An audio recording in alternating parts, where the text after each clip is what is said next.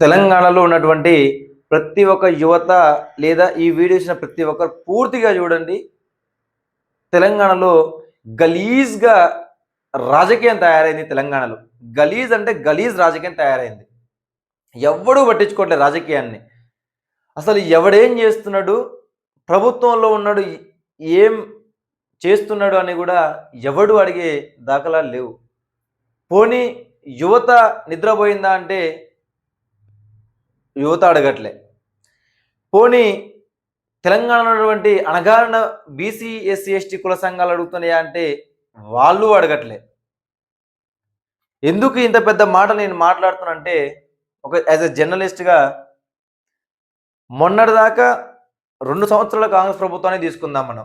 2 సంవత్సరాల కాంగ్రెస్ ప్రభుత్వాన్ని తీసుకుంటే వాళ్ళు పెట్టినటువంటి 6 గ్యారంటీల అమలు పథకాలు 6 నెలల్లో అమలు చేసిర్రు. 6 నెలలు చేయడానికి 6 నెలలు పట్టింది. అమలు చేయలేదు. 6 నెలలు పట్టింది వాళ్ళు అమలు చేయడానికి. దాని తర్వాత వాటి మీద తెలంగాణ ప్రభుత్వం ఈ అమలు చేయలేదు అనే పేరొస్తున్న క్రమంలో డైవర్షన్ పాలిటిక్స్ తోటి మూసీ ప్రక్షాళనని తీసుకొచ్చిన రేవంత్ రెడ్డి దాన్ని ఒక 3-4 నెలలు తిప్పుకుంటూ వచ్చిండు. ఎందుకంటే తెలంగాణ డైవర్షన్ మొత్తం మళ్ళీ మూసీ ప్రక్షాళన మీద పడ్డది. అదే తెలంగాణలో ఇంత పెద్ద మూసీ ప్రక్షాళన జరుగుతున్నదా? నిజంగా ఇది ప్రక్షాళన అయితే దాని పక్కన పెద్ద పెద్ద భవనాలు కడితే ఎంత మంచి తెలంగాణ ఎంత డెవలప్ అవుతుందని తెలంగాణ సమాజం ఒక 3-4 నెలలు దాని మీద ఆలోచన చేయడం జరిగింది. మళ్ళీ ఈ తెలంగాణ మూసి ఏంటి? అసలు ఎవడికి లాభం దీనివల్ల? అసలు తెలంగాణలో మూసి ప్రక్షాళన అయితే పేదోడికి ఏం లాభం అని వస్తున్న క్వశ్చన్ మార్కుల్లో నుంచే పుట్టుకొచ్చింది మరో ఆలోచన రేవంత్ రెడ్డికి హైడ్రా.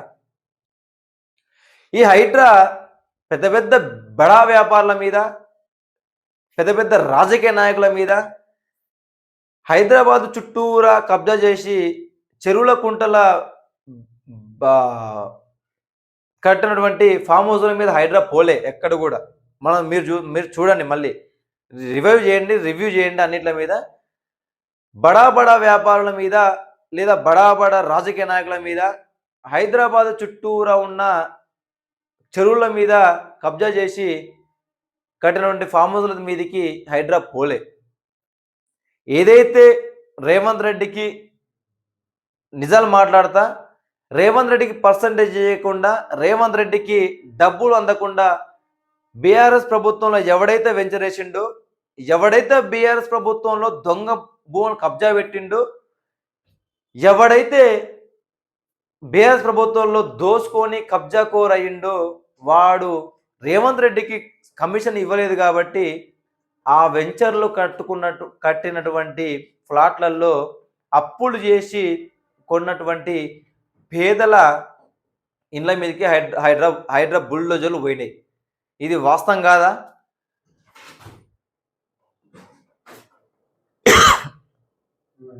లైట్ పోయింది. అయితే మళ్ళీ హైడ్రా తర్వాత తెలంగాణ సమాజం ఒక వాళ్ళు పెట్టిన కామరెడ్డి డిక్లరేషన్ ఏదైతే ఉందో 40% రిజర్వేషన్ తెలంగాణ సమాజానికి మెలుగు వచ్చి రేవంత్ రెడ్డి ప్రభుత్వం మీద తెలంగాణ ముఖ్యంగా బీసీ సమాజం బయలుదేరి కామారెడ్డి డిక్లరేషన్ నువ్వు ఇస్తావా ఏంటి, నీ పరిస్థితి ఏందని, నీ ప్రభుత్వాన్ని కూలదొయ్యాలని తెలంగాణ సంబంధించి బాగా డిమాండ్ వచ్చినప్పుడు పనికి మాలిన ఆర్డినెన్స్, జీవోతో కూడిన ఆర్డినెన్స్ తీసుకొచ్చి 40% రిజర్వేషన్ తెస్తున్నా అని చెప్పి ఒక ఆర్డినెన్స్ తయారు చేసి గవర్నర్ జిష్ణుదేవ్ ముందర పడేసి రాష్ట్ర అది ఎవరి సంతకం కాలేదు. దాని మీద గవర్నర్ సంతకం కాలే, రాష్ట్రపతి సంతకం కాలే, అసలు అది అమల్లోకే రాలే. ఎప్పుడు అది హైడ్రా మీద ఎప్పుడైతే వ్యతిరేకత వస్తుందో ఆ క్రమంలో మళ్ళీ దీన్ని ఎత్తుకున్నాడు ఈ రేవంత్ రెడ్డి అనే ముఖ్యమంత్రి. ఇది ఎత్తుకొని తెలంగాణ సమాజం ఒక విస్తృతంగా పోరాటం చేస్తున్న క్రమంలో తీసుకుపోయి తన వర్గానికి సంబంధించినటువంటి రెడ్డి జేఏసీ నుంచి మాధవ్ రెడ్డి అన్న వ్యక్తి నుంచి హైకోర్టులో పిటిషన్ వేయించడం జరిగింది.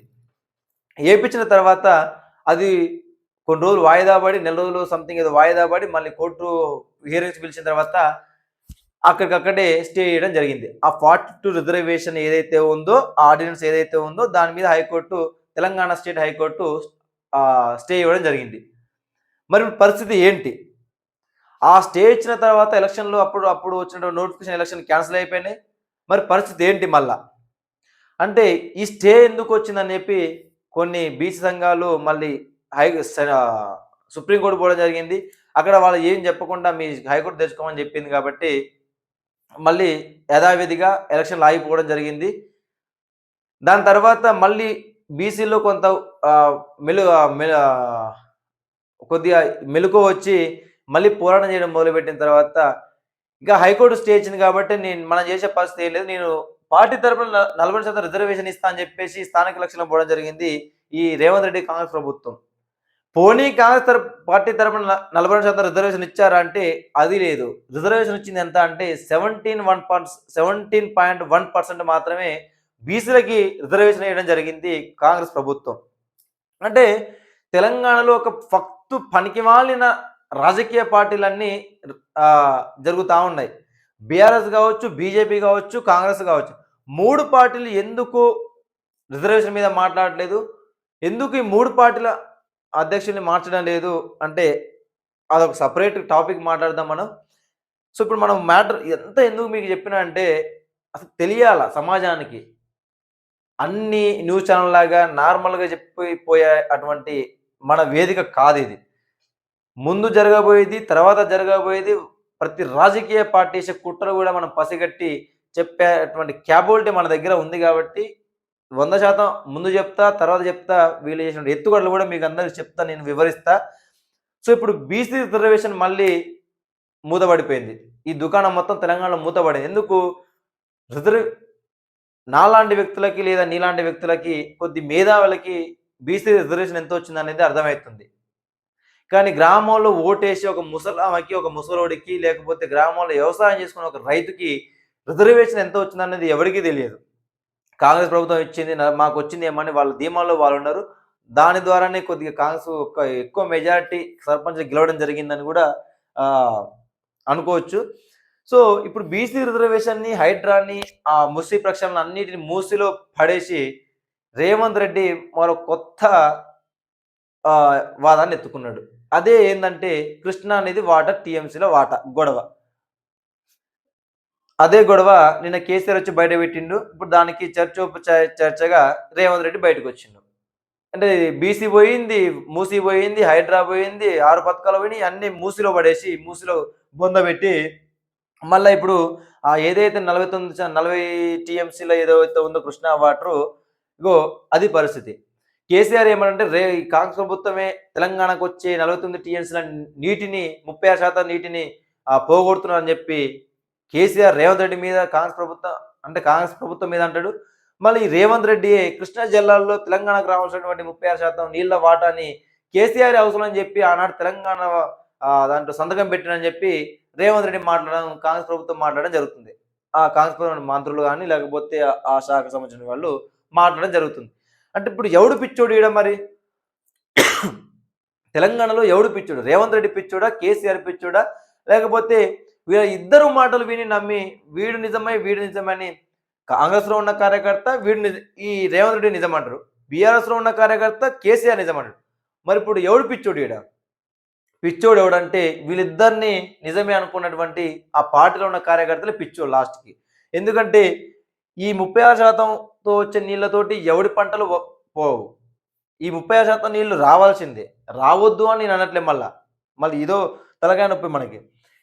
మనకు రావాల్సిన ఆంధ్ర నుంచి ఎంత నిధులు రావాలో, ఎన్ని నీళ్లు రావాలో, ఎన్ని ఉద్యోగాలు రావాలో అవి మనకు 100% రావాల్సిందే, వచ్చి తీరాల్సిందే. దాని మీద ఫైట్ చేయాల్సిందే. కానీ ఫస్ట్ ప్రియారిటీ తెలంగాణలో ఉన్నటువంటి రాజ్యం మీద, మన రిజర్వేషన్ మీదనే పోరాటం చేయాల్సిన అవసరం ఉంది. ఎందుకంటే రిజర్వేషన్ లేక ఈడబ్ల్యూఎస్ రిజర్వేషన్ ఏదైతే ఉందో అది మన బీసీ, ఎస్సీ ఉద్యోగాలు గూడా పోతూనే ఉన్నాయి ఆల్రెడీ దాదాపుగా. మొన్న వచ్చినటువంటి గ్రూప్ 2 కావచ్చు, లేకపోతే మొన్న వచ్చినటువంటి వేరే వేరే ఉద్యోగ నోటిఫికేషన్‌లో గూడా చాలా ఉద్యోగం కోల్పోవడం జరిగింది బీసీ, ఎస్టీ నిరుద్యోగులు. కాబట్టి మనం ఒకసారి ఇక్కడ చూద్దాం. కృష్ణా గోదావరి జలాలపై సభలో చర్చకు సిద్ధమా అంటే రేవంత్ రెడ్డి కేసీఆర్‌కి సవాల్ విసురుతాడు. నువ్వు వస్తావా దమ్ముంటే నేను అసెంబ్లీలోనే తీర్మానిస్తా, నువ్వే ఆనాడు తప్పు చేసినావు అని చెప్పి నేను తీర్మానిస్తా, నేనే నీకు భరోసా ఇస్తా అని చెప్పేసి సిద్ధమా అని పిలుస్తున్నాడు. మరి కేసీఆర్ వస్తాడా రాడా చూడాల. సభకు వస్తే గౌరవంగా చూసుకునే బాధ్యత నాది. బీఆర్ఎస్ అధినేత కేసీఆర్కు సీఎం రేవంత్ సవాల్. కృష్ణా జలాల్లో 36% చాలని సంతకం చేసింది కేసీఆర్. అందుకు తెలంగాణ ప్రజలకు క్షమాపణ చెప్పాలి. ఏపీలోని పట్టిసీమ ప్రాజెక్టును పొగిడింది కేసీఆర్. ఆయన సభలు పెట్టిన చోటల్లా ఆ వీడియోలు ప్రదర్శిస్తావు. ఉమ్మడి ఏపీలో కంటే కేసీఆర్ పాలన ఎక్కువ అన్యాయం. కరడుగట్టిన నేరస్తుడైన మారతాడు. కేసీఆర్ మాత్రం జంకు లేకుండా రంకు మాటలు మాట్లాడుతున్నారు. కేసీఆర్ కేటీఆర్ ఆర్థిక ఉగ్రవాదులు. కూలేశ్వరం లేకున్నా తెలంగాణలో రికార్డు స్థాయిలో వరి మీడియాతో ఇష్టాగోష్ఠిగా ముఖ్యమంత్రి రేవంత్ రెడ్డి. రేవంత్ రెడ్డి అన్నదాంట్లో కూడా కొన్ని వాస్తవాలు ఉన్నాయి. ఉమ్మడి ఆంధ్రప్రదేశ్లో తెలంగాణ నష్టపోయిన దానికన్నా తెలంగాణ ఏర్పడిన తర్వాత బీఆర్ఎస్ ప్రభుత్వంలో కేసీఆర్ హయాంలోనే తెలంగాణ అతి భారీగా ఆర్థిక నష్టం పోయింది. ఆ జీడిపి ఏదో వాళ్ళు ఉన్నది లేని చెప్తాడు. ఎందుకంటే లెక్కలు ఎవరికి తెలియదు కాబట్టి వాళ్ళు ఏది ఏది చెప్పినా కూడా తెలంగాణ అమాయక సమాజం నమ్ముతుంది కాబట్టి కేటీఆర్ అనే ఒక అహంకారి ఏదైనా చెప్తూనే ఉంటాడు కాబట్టి సో నమ్ముతూ ఉంటారు. కాబట్టి ఆ లెక్కలు కూడా మనం బయటకు తీస్తాం అతి తొందరలో, అందులో ఎలాంటి డౌట్ లేదు. కాబట్టి తెలంగాణ ప్రభుత్వం ఏదైతే ఉందో ఇప్పుడు ప్రస్తుతం రేవంత్ రెడ్డి, సో వీళ్ళ మీద చాలా విమర్శలు చేయడం జరుగుతుంది. మెయిన్ ఆయన వేసిన సవాల్ ఏంటంటే కేసీఆర్ నువ్వు వస్తున్నా తోలు తీస్తున్నా కాదు, దమ్ముంటే నువ్వు అసెంబ్లీకి రా, నేను చర్చ పెడతా. ఏదైతే నువ్వు కాంగ్రెస్ ప్రభుత్వం వచ్చేటువంటి నీళ్ళని ఆంధ్రకి తరలిస్తున్నా ఏదైతే నువ్వు వేస్తున్న విమర్శ ఉందో దాని మీద చర్చకు నువ్వు సిద్ధమా అని, నువ్వు అసెంబ్లీకి వస్తే నేను చర్చించడానికి సిద్ధమా అని చెప్పి రేవంత్ రెడ్డి కేసీఆర్కి సవాల్ విసరడం జరిగింది. పోలీస్ కేసీఆర్ బయటకు వచ్చి జనాల చేతిలో తిరగకపోయినా అట్లీస్ట్ సవాల్ని స్వీకరించి అసెంబ్లీకి వచ్చే ధైర్యమైనా చేయడా అనేది మనం రాబోయే ఈ డిసెంబర్లో మేబీ జనవరిలో రాబోయే బడ్జెట్ సమావేశంలో వస్తాడా లేదా చూడాలి. ఒకవేళ వస్తే చర్చిస్తాడా లేకపోతే మళ్ళీ వాకౌట్ చేసి వెళ్ళిపోతాడని కూడా చూడాల్సిన అవసరం ఉంది. సో ఏదేమైనా ఈ 3 పార్టీలు ఒకే దిశగా, ఈ 3 పార్టీలు కలిసి మళ్ళీ నీళ్ళ ఏదైతే నీళ్ళు పాయింట్ని ఆ తెర మీద పట్టుకొచ్చి బీసీ రిజర్వేషన్ని పక్కదో పట్టేయడానికి చేసినటువంటి కుట్రలే ఇవన్నీ. కాబట్టి బీసీ సమాజం లేదా బీసీ కుల సంఘాలు మీరు మేల్కొనకపోతే మళ్ళీ బీసీ రిజర్వేషన్ ఏదైతే ఉందో 100% అది అట్టర్ ఫ్లాప్ అయ్యే అవకాశాలు ఉన్నాయి. కాబట్టి బీసీలలో, తెలంగాణలో ఉన్నటువంటి బీసీలో యువతలో మంచి స్వధర్మంతో కూడినటువంటి విప్లవం వచ్చి ఉన్నది. దీన్ని బీసీ కుల సంఘాలు కావచ్చు వాడుకుంటే 100% బీసీ రాజ్యం రాబోతుంది అంత తొందరలో. కాబట్టి మీరందరూ ఊర్లలో ఉన్నటువంటి యువతని చైతన్యం చేసి మనకు నీళ్లు కావాల్సింది రిజర్వేషన్ కావాలని చెప్పి పోరాటం చేసిన సందర్భం మీకు వచ్చింది. కాబట్టి ఆ విధంగా చేస్తే రిజర్వేషన్లు వస్తాయి. కాబట్టి మీరు ఆ విధంగా వెళ్ళాలని చెప్పి ఈ వేదిక నుంచి నేనే ఒక అణగారిన వర్గం తరపున నేను పోరాటం చేయడానికి సిద్ధంగా ఉన్నా. కాబట్టి ఈ వేదిక కేవలం అణగారిన వర్గాల తరపునే మాట్లాడుతుంది, అణగారిన వర్గాలతో మాత్రమే వాయిస్ రైజ్ చేస్తుంది. కాబట్టి ఏదేమున్నా ఈ 3 పార్టీలు బీజేపీ, బీఆర్ఎస్, కాంగ్రెస్ లేదా తెలంగాణలో ఉన్నటువంటి ఏ పార్టీ అయినా ఏం చేయబోతున్నది క్లుప్తంగా ముందు వాళ్ళు ఏం చేశారు, తర్వాత వాళ్ళ రాజకీయ కుట్ర ఇటు పోతున్నది, ఈ 3 వర్గాల మీద బీసీ, ఎస్సీ, ఎస్టీ వర్గాల మీద ఎలాంటి పన్నాగాలు వండబోతున్నారు, వాళ్ళకి ఎలాంటి అన్యాయాలు చేయబోతున్నారు అని చెప్పి 100% మీకు వివరించి చెప్పబోతాం మేము ఈ టీం నుంచి. కాబట్టి ఈ వీడియో చూసే వాళ్ళందరూ కేవలం ఒక సబ్స్క్రైబ్ మాత్రమే కోరుతున్నాం. మిమ్మల్ని ఒక లైక్, ఒక సబ్స్క్రైబ్ ఇస్తే